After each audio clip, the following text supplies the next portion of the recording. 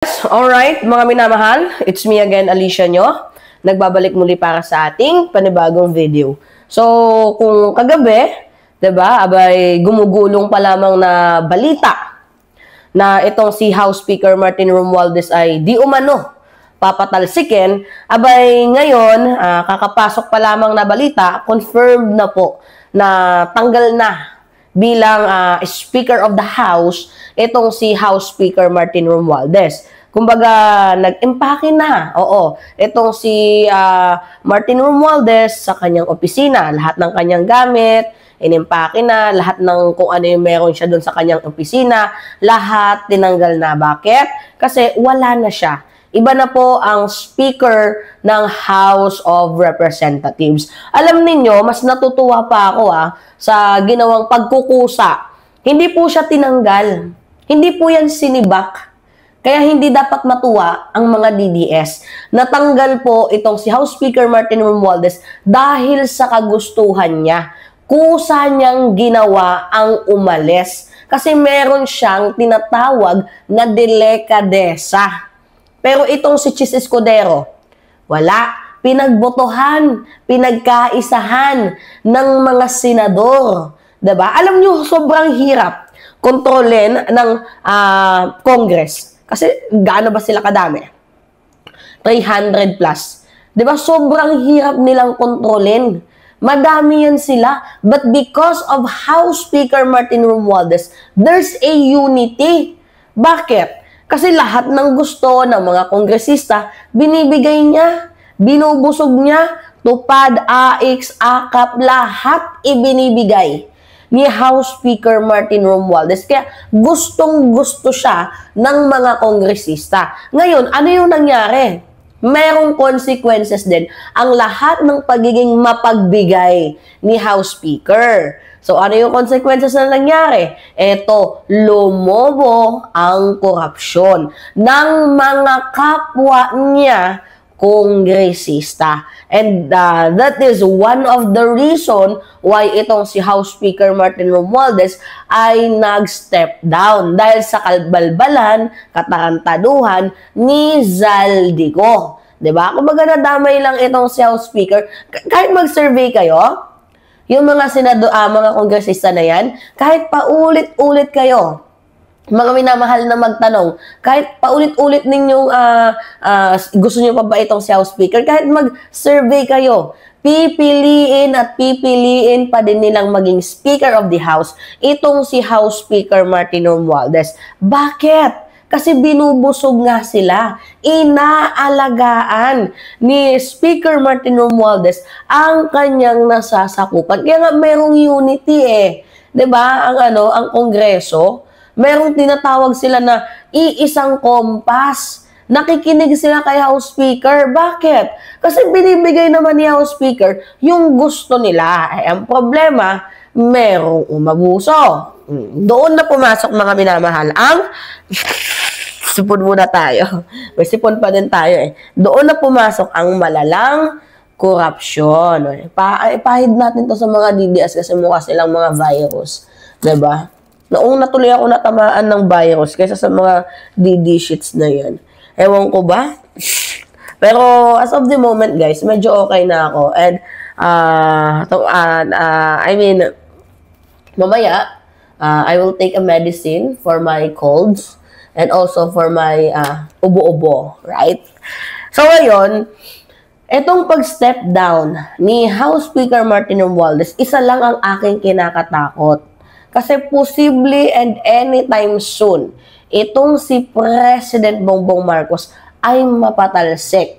Sino yung magpapatalsik? Hindi natin alam kung sino ba itong ipinalit, kung itong si Faustino Bonji D. Hindi natin alam. Okay, sabi na lang natin, maka-admin siya today. Pero hindi natin alam yung takbo. Kasi kung tutuusin lang, matagal nang tanggal.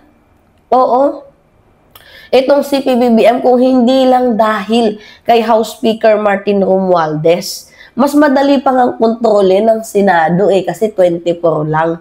Pero yung House of Representatives, sobrang hirap niyan. Pero bakit nagkakaroon ng control si President Bongbong Marcos dyan? Dahil po kay House Speaker Martin Romualdez. Kasi si House Speaker mapagbigay. Mabait. 'Di ba nakikisimpat siya, inaalagaan niya yung kanyang mga anong kupan. 'Di ba mga minamahal? Kaya kahit pagbalik-baliktarin man ng mundo, love pa din ng mga kongresista itong si House Speaker. Pero itong si Senate President Chis Escudero, sa tingin ninyo, hindi na, wala na. Kasi sinira niya na. 'Di ba? Hindi niya inalagaan ang kanyang Senado, sinira niya pa. Wala pa silang tinatawag na iisang kompas. 'Di ba? Kanya-kanyang ego, kanya-kanyang ihe, pataasan ng pasikatan dito. Talaga nga namang walang magi-stay dyan. Dito nga po kay tawag dito mga minamahal, dito nga po kay former Senate President Chis Escudero. Pero sa totoo lang yung ginawa ni House Speaker, yun dahil sa delikadesa, buti pa nga kahit paano itong si House Speaker Martin Romualdez, marunong mahiya. 'Di ba? Hindi tulad ng isa dyan, hakot ng pera, feeling above the law pa, tapos walang hiya. 'Di ba? O etong si Sara, ang kapal ng muka, hindi pa nagre-resign. Ayaw sa korupsyon, pero sila mismo merong history at malaki ang bahid ng korupsyon. Tingnan ninyo, nasaan si Sara ngayon? Kakauwi lang. O kakauwi galing ng ibang bansa. O bakit? Kasi naglamierda. Tapos, sasabihin, binisita ko lang naman yung ama ko. Sana doon ka na lang din tumira. Sana hindi ka na lang din bumalik. 'Di ba? Vice-presidente ka pa man din ng bansang Pilipinas. Tapos, paglalamierda yung inaatupag mo. Hanggang kailan? 'Di ba? Hanggang kailan mo yan gagawin? 'Di ba? Kapal ng mukha, umattend ka sa budget hearing, tapos humihingi ka ng pang travel mo. Hindi ka ba naman baliw? Tapos meron kang mga bodyguard na pinapasahod, binibigyan nila ng hotel, na in the first place, bakit ka magkakaroon ng bodyguard? Ikaw nga yung nag-treth. 'Di ba? O ngayon, yung pinapasweldo mo sa bodyguard mo, yung pinapag-travel ninyo, saan galing? O walang iba kundi sa pondo. Pondo ng ng taong bayan. 'Di ba? Gets ninyo, ang minamahal? Galing sa pondo ng taong bayan yung hinihingi ni VP Sara Duterte. 'Di ba? Tapos yung pondo na nga yan ng taong bayan, tax na nga yan ng mamamayang Pilipino, tax ng ina ka talaga. Tapos ang ginagawa mo, naghahasik ka pa ng langgim doon sa ibang bansa, naghahasik ka pa ng hatred doon sa ibang bansa. See? Come on, guys. 'Di ba? Nakakahiya. Ewan ko lang kung merong hiya itong si Vice President Sara Duterte. Kung tinutubuan to ng hiya, wala makapal talaga yung yung muka. Pero merong natutunugan na itong si Bonji daw, pero hindi pa naman sure kung siya talaga. 'Di ba? Baka magulat na lang tayo. Iba din yung House Speaker. Hindi natin alam kung si Bonji, si Benitez, si Frasco, si Acop. We do not know lang. 'Di ba mga minamahal? Pero kung tatanungin, basta yung legit, yung para sa bayan, then why not? 'Di ba mga minamahal? Oh. So, we should protect the government. Sana yung ilagay dyan, yung kayang protektahan ang kanyang kongreso and also kayang protektahan din and magkaroon ng cooperation with the president, di ba? So, kung gusto natin ng mamumuno, pumunta tayo sa merong pagmamalasakit. Pwede yung sa DILG kunin, di ba? Si Puno, kilala ninyo, madami din gusto kay Puno. O madami din gusto kay Sandro. Kanina pa, mga minamahal. Kay Acop, madami pa.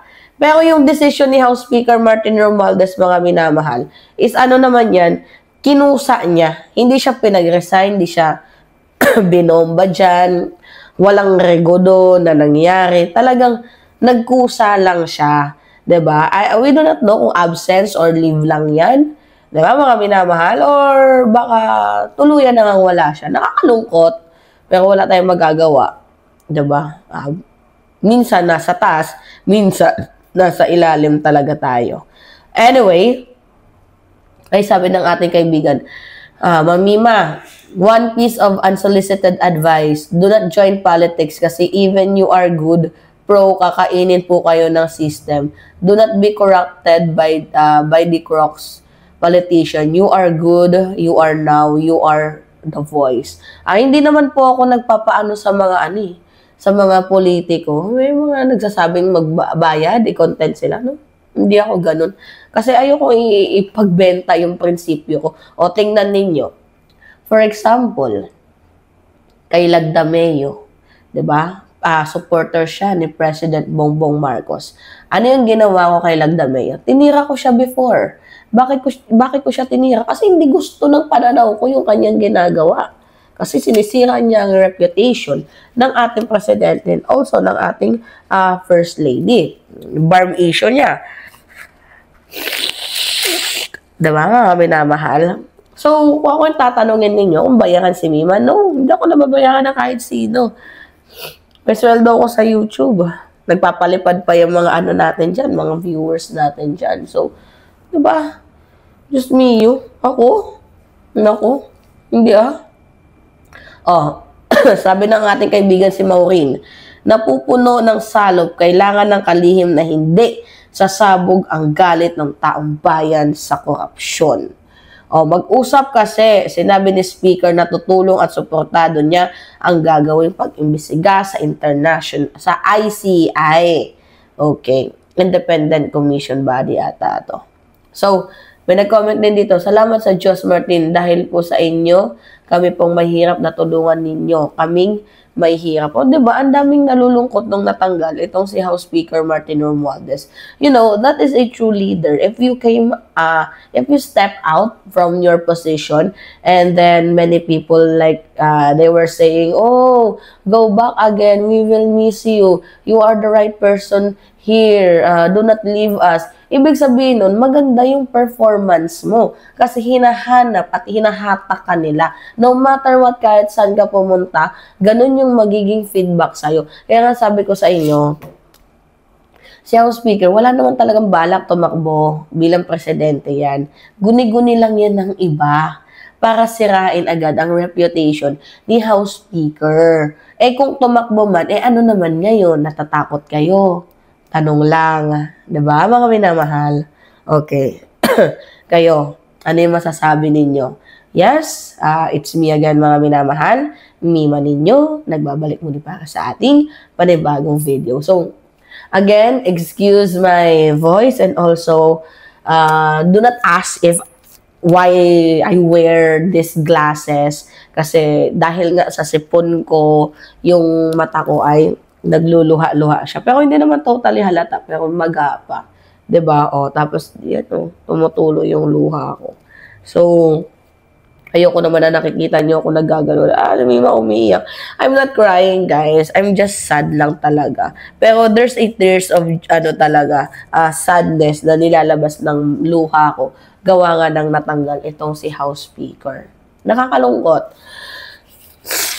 Pero that's life, 'di ba? Pero ang totoong leader, babalik at babalik yan kasi hahanap at hahanapin siya ng mga nasasakupan niya, 'di ba? So, dahil kay House Speaker, naging transparent ang lahat-lahat. May mga pondo tayong nabisto, 'di ba? Katulad ni Sara Duterte, ang daming pagbabago nung naging House Speaker itong si Speaker Martin Romualdez. Alright? Yes? Mga minamahal, it's me again, Alicia nyo. Nagbabalik muli para sa ating panibagong video. Ingat mga kababayan.